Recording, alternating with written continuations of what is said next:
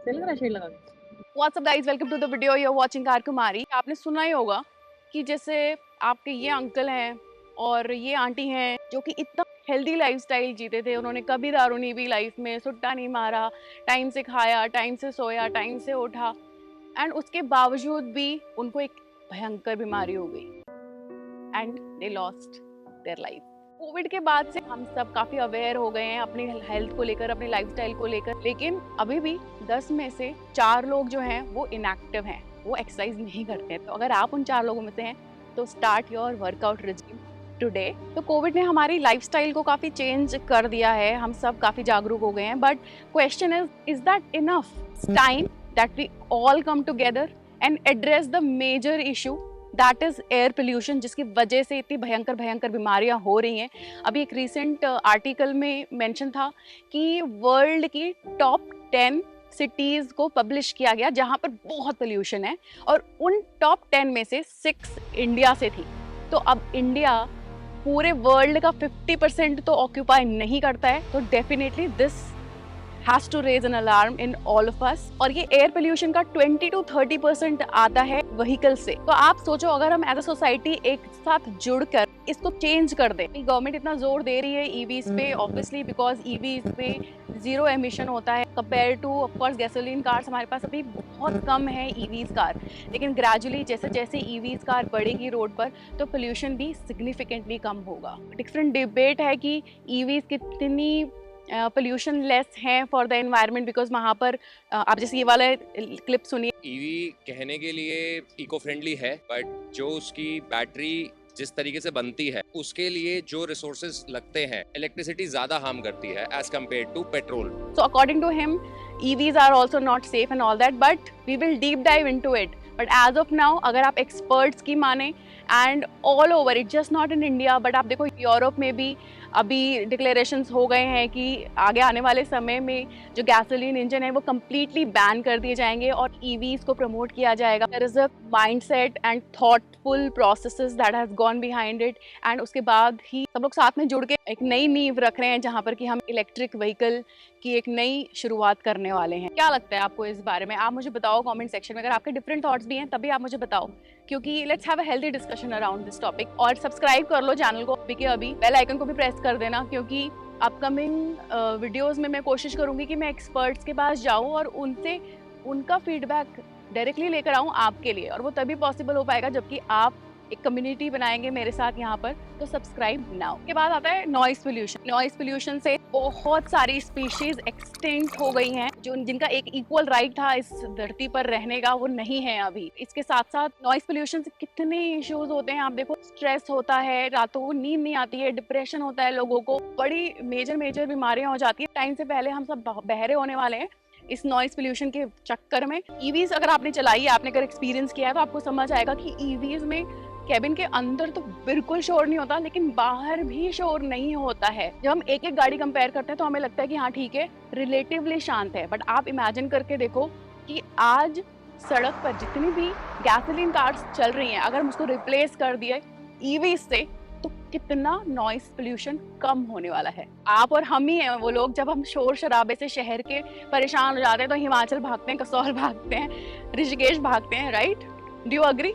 अब ये air pollution और नॉइस पोल्यूशन के अलावा भी अगर आप फाइनेंशियली और इकोनॉमिकली भी इस पूरे टॉपिक को देखें तो आपको समझ आएगा कि जो ईवीज हैं वो आपके पॉकेट पे थोड़ा कम भारी पड़ेंगी कंपेयर टू गैसोलीन इंजन। तो आप देखो 2014-15 में हमारे पास जो पेट्रोल के प्राइसेस होते थे वो 66 के करीब हुआ करते थे, और डीजल वो समवेयर अराउंड 50, और आज की डेट में प्राइसेस ऑलमोस्ट डबल हो गए हैं। पेट्रोल हमारे पास कुछ 100 के करीब है, और मेरे ख्याल से डीजल भी कुछ 90 के करीब नहीं है। अभी 2-3 दिन पहले जब मैं सीएनजी भरवा रही थी तो सीएनजी का प्राइस उन्होंने मुझे बताया 75, तो मुझे 75 भी एकदम से ज़्यादा लगा। अब कुछ लोगों को सिर्फ ऑफिस जाना होता है और बैठना होता है तो उनका ज़्यादा रन नहीं होता है, बट कुछ लोग सेल्स में हैं, like my brother, if I give an example, आपको कस्टमर मीटिंग्स करने होते हैं दिन के, उसको कस्टमर मीटिंग से भी कोई लफड़ा नहीं है, उसको सिर्फ अपना टारगेट अचीव करना है। और कंपनी ने बोल दिया कि मैं आपको महीने के 10,000 रुपए दूंगा पेट्रोल पे, और अगर 10,000 रन करने के बाद भी उसका टारगेट अचीव नहीं हो रहा है तो वो तो बैठेगा नहीं ना भाई, उसको तो रनिंग करनी है, वो तो भागेगा दौड़ेगा। इवेंचुअली अगर आप एक ईवी कंसीडर करते हैं तो आपको कुछ नहीं करना, वहाँ पे कोई आपको फ्यूल नहीं डलवाना, कुछ नहीं डलवाना, सीधा आपको रात को बस चार्ज करना है, और चार्ज करने के बाद सुबह उठा के आपको अपनी गाड़ी लेके जानी है। हाँ, अभी आउट स्टेशन की अगर हम बात करें कि आप अपनी ईवी को, अभी मैं रिसेंटली जब ये सेम क्लिप्स अगर मैं रन करूँ, यहाँ से आपको लखनऊ ट्रैवल करना है तो हर जगह अभी ईवी चार्जिंग स्टेशंस नहीं है। तो अब अगर मैं सोचूं कि भाई मेरे को जाना है मनाली, तो मैं ईवी तो नहीं ले जा सकता। कि अभी लोगों को वो कॉन्फिडेंस नहीं है, एंड उसी के लिए मैं यहाँ पर इस चैनल पे काम कर रही हूँ। EVs will definitely make sense अगर आपका रन ज्यादा है, फर्स्ट। एंड सेकंड, अगर आप मेंटेनेंस भी देखो, यहाँ पर ऐसा कोई इंजन ऑयल नहीं है, रेडिएटर एग्जॉस्ट नहीं है, तो maintenance is pretty cool. Unlike gasoline engine बहुत ज़्यादा हैसल्स या बहुत ज़्यादा इंटरनल पार्ट्स नहीं है गाड़ी के अंदर, जो कि काफ़ी सेफ बना देता है ईवीज को इन टर्म्स ऑफ मेंटेनेंस। तो इसका मतलब ये भी हुआ कि अब आपको कम पैसे लगाने हैं स्पेयर पार्ट्स पे, तो उतना खर्चा जो कि आपको गैसोलीन में होता है उतना यहाँ पर नहीं होने वाला है, जिसकी वजह से आपकी जो ऑपरेटिंग कॉस्ट है वो यहाँ पर कम रहने वाली है ईवीज में। हमारे पास जो पेट्रोल स्टेशन हैं वो जगह जगह पे, हर आपको 3-4 किलोमीटर पे एक पेट्रोल पंप तो मिल ही जाता है, जो कि अभी केस नहीं है ईवीज का। ईवीज चार्जिंग इंफ्रा अभी धीरे धीरे डेवलप होगा। हैविंग सेड दैट, आप ये भी समझिए जो इकोनॉमी है that is being driven by the consumer behaviour. जितनी ज़्यादा किसी चीज़ की डिमांड होगी उतनी ज़्यादा उसकी सप्लाई बढ़ेगी। आप ये नहीं सोच सकते हैं कि पहले चार्जिंग इंफ्रा बन जाए सब कुछ और उसके बाद मैं ईवीज ले लूँ। थोड़ा सा एक एक्स्ट्रा एफर्ट डाल के थोड़ा सा प्लान अच्छा करना पड़ेगा अगर आप कहीं बाहर वगैरह जा रहे हैं, क्योंकि आप ईवी है आपके पास तो ऑफ कोर्स उस तरीके से प्लान करके आप ईवी को कंसीडर कर सकते हैं। चार्जिंग इंफ्रा इतना बुरा नहीं है। There are so many applications also जहाँ पर आपको पूरा डेटा आपका रिफ्लेक्ट हो जाता है कि कहाँ कहाँ पर चार्जिंग स्टेशंस हैं ईवीज के। और ये शेयर्ड इकोसिस्टम है, ऐसा नहीं है कि आपने अगर टाटा मोटर्स की कोई गाड़ी ली है तो आप सिट्रोइन की कार को वहाँ पर रिचार्ज नहीं कर सकते, या फिर hyundai की कोई गाड़ी को ईवी को रिचार्ज नहीं कर सकते, ऐसा नहीं है। It is a shared infra and I will bring more data points on the infra in upcoming videos, so stay tuned. And अभी तक भी आपने सब्सक्राइब नहीं किया है चैनल को तो सब्सक्राइब। लोगों में ये भी एप्रीहेंशन है कि जो ईवीज हैं उसमें जो बैटरीज हैं उसका क्या, अगर वो एक बार ख़राब हो जाती है तो half of cars cost is batteries cost. मतलब जितने में आपकी गाड़ी आई है उतने, अगर आपकी गाड़ी 10 लाख रुपए में आई है तो 5 लाख की तो आपकी बैटरी हो जाने वाली है। तो अकॉर्डिंग टू एक्सपर्ट्स बैटरी है उसकी लाइफ जो है वो उतनी कम नहीं है। आप देखो, आप पेट्रोल कार भी कितना टाइम चला लेते हो, 10 साल, 12 साल, 15 साल, एंड अगर आप एक्सपर्ट्स की माने तो उतने टाइम में आपकी जो बैटरी है वो बिल्कुल ख़राब नहीं होने वाली है। टाटा मोटर्स आपको 1,60,000 तक की वारंटी देता है, या फिर 8 साल की।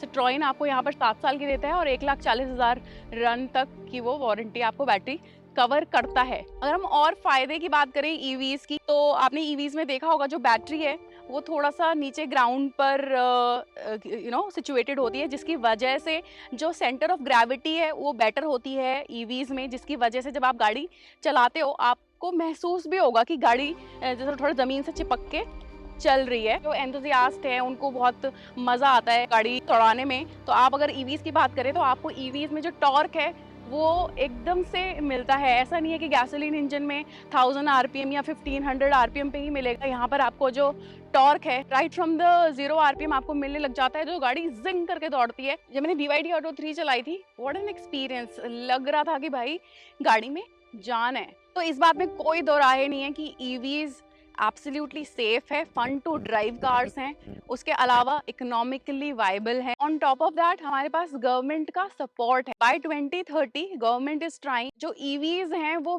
ज्यादा से ज्यादा हो जाएं रोड पर, एंड जो गैसोलीन कार्स हैं उसको कम से कम किया जाए, जिसकी वजह से अभी 2023 का जो बजट भी आया है उसमें भी इस साल के लिए भी सब्सिडरीज जो है वो पास हो गई है। तो जो भी आप ईवीज लोगे उस पर आपको सब्सिडरीज मिलेगी। इसके लिए मैं अगले से एक टॉपिक कवर करूंगी जिसमें मैं सारी गवर्नमेंट की पॉलिसीज वगैरह कवर करने वाली हूँ कि क्या क्या अवेलेबल है अगर आप एक ईवी चूज करना चाहते हैं तो। पोल्यूशन जो भी मैंने बाकी रीजंस अभी आपसे डिस्कस करे वो तो है ही, बट साथ के साथ ये जितनी भी गाड़ियाँ आपकी चल रही हैं रोड पर तो चलाने के लिए जो फ्यूल कंजम्पशन है, टोटल फ्यूल कंजम्पशन का जो 0.9% है, उसके लिए हमारी डिपेंडेंसी है बाकी कंट्रीज पे, जिसमें से कि आती है China, Russia, US, UAE, Saudi Arabia. Financial year 2022 का जो हमारा क्रूड ऑयल का बिल था वो था 12 ट्रिलियन इंडियन रुपीस। मतलब इसमें कितने जीरो आते हैं। अब ईवीज कैसे सॉल्व कर देगी इस प्रॉब्लम को, क्योंकि हमारी ईवीज के लिए भी डिपेंडेंसी है हांगकांग और चाइना के लिए, वहां से ही बैटरीज आ रही हैं। रिसेंटली हमें यहाँ पर जेएनके में एक प्लांट मिला है लिथियम आयन बैटरी का, वहां से शायद कुछ पॉजिटिव होप्स मिली हैं हम लोगों को। क्या नया चल रहा है वो will figure it out, but that is definitely a good sign. अगर आप इसको एफिशिएंसी लेवल पे देखें, पेट्रोल कार से वो कुछ 17 to 20% इलेक्ट्रिक एनर्जी को कन्वर्ट करके पावर सप्लाई करती है व्हील में, बट अगर इसको ईवी में देखोगे आप तो यही 17 to 18% हो जाता है, कुछ 60-70%। तो मतलब जो ईवीज है वो ज्यादा एफिशिएंट है। तो another reason why government is in full support of EVs. आपका क्या पर्सपेक्टिव है इसके लिए, आपके क्या ओपिनियन है, मुझे जरूर से बताइए कमेंट सेक्शन में, और इस पे एक हेल्दी डिस्कशन करते हैं इन अपकमिंग डेज। और आपके टॉपिक्स के अकॉर्डिंग जो भी पॉइंट्स मुझे मिलेंगे वो मैं अपनी अपकमिंग वीडियोस में इंक्लूड करूंगी। With this I will see you next time, take care, bye.